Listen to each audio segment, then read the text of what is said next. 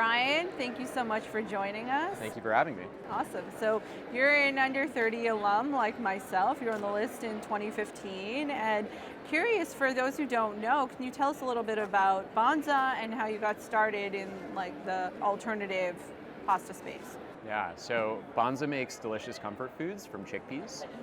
So as a result, the foods are high in protein, lower in carbs, and gluten-free, grain-free.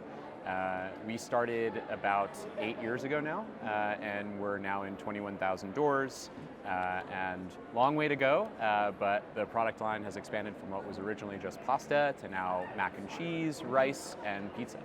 Awesome. And then where are you seeing the biggest growth as a category? It just seems like where's the next big thing as we're looking at the CPG space and seeing, consumers' taste changing?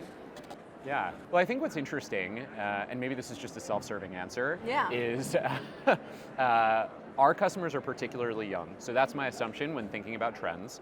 But I think young consumers really care about nutrition and the environment. And as opposed to the old formula, which was basically just choosing the best tasting, cheapest food, there's this new sort of equation that's popping up, which is what are the foods that are going to be best for me in the long term, and also best for the planet. And beans happen to really check those boxes. They're one of the best foods for human health.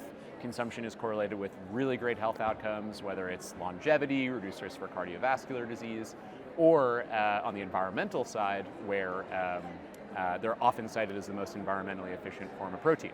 So between those two things, we like to believe, at least, that we are well positioned for where trends are headed. And I think anyone who's keeping those sort of factors in mind of human health and the environment, it's just a guess, but my guess is they will be well rewarded. So you're here today at the summit talking about the power of storytelling. Can you talk to us a little bit about how you use that with Banza and how it helped you with the business?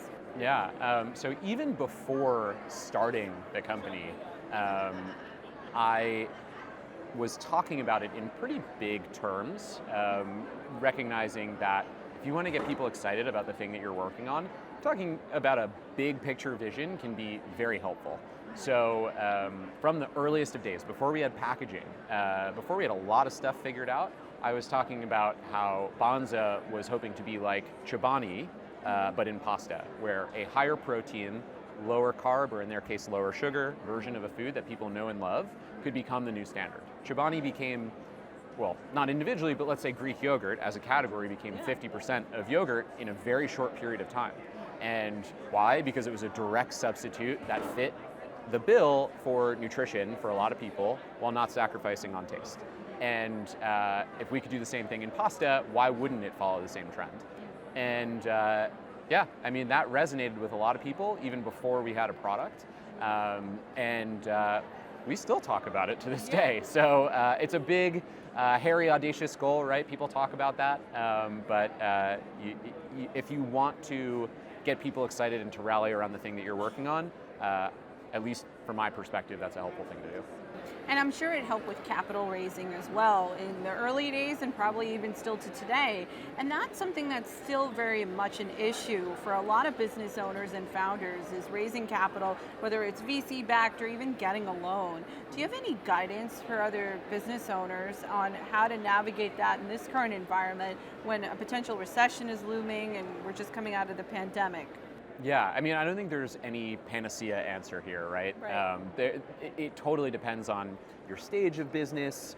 I think generally it seems like a lot of companies are looking for opportunities to maybe take a slower path, right? Given it's harder to access capital than it was even 6 months ago. From our perspective, gratefully we've never been a very fast-burning type of company, and so it's mostly been business as usual. To each their own, right? There are many different ways to solve for what's happening, but no matter what, you have to be aware of it. To your question around, a looming recession, you should be aware of that potential risk, a potential decrease in demand, whatever it might be, and just build backup plans for your backup plans and think about all the things that can go wrong and have a plan of action for when it could. Banza's in 21,000 stores nationwide, yet we're still very much facing significant supply chain issues. How have you navigated that as you continue to scale your business? Yeah, things are just harder right now. You've got multiple challenges that are being thrown into the mix, and shortages of many ingredients. So that makes operating more expensive. And it's not shocking that we're seeing inflation as a result, because everyone's facing these same challenges. For us, we're constantly looking at our retailers' inventory and trying to make the most of our product, because keeping up with demand is also a challenge. So at every level, we're working way harder as a result of the state of the world, but I think it'll also make us a more resilient company on the other side. So I'm hopeful there's a positive that comes of it. So we're almost out of time, but I love to end with a bit of a lightning round. And so what's one piece of your best advice for entrepreneurs, either in this market or overall?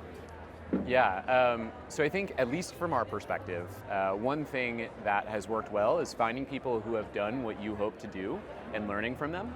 So, I mentioned that Chobani is a big inspiration for Banza. So we reached out to a bunch of folks from the Chobani team, many of the individuals who are in senior leadership there, and asked them pointed questions. What was your sales strategy? How did you think about marketing? How did you think about PR?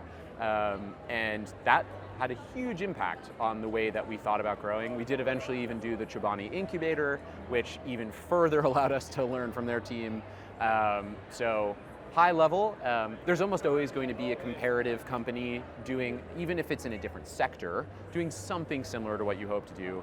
Reaching out to them, not everyone's going to have the time, but finding people who do, picking their brain. If you make a consumer product, send them free product to say thank you, and maintaining those relationships. It can actually make a very big difference. And final question, what's one thing that you're seeing out there right now that's either overhyped or underhyped? Yeah, maybe this is a self-serving answer, but I think beans are great. And they're one of the best foods for human health and the environment. We don't eat enough of them. We should be eating more of them. So I think they're undervalued. Maybe that's why we're trying to turn them into other foods too, get people to eat more of them. So self-serving answer, but I do think beans undervalued. So what food is next?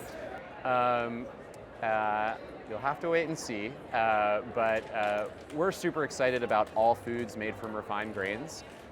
We think that in the long run, there can and should be a version of basically everything that's made from refined grains that's also made from beans, which is a lot of things. So it's not hard to imagine everything from pancake mix to cereal to tortillas. Like, you've got tons of stuff.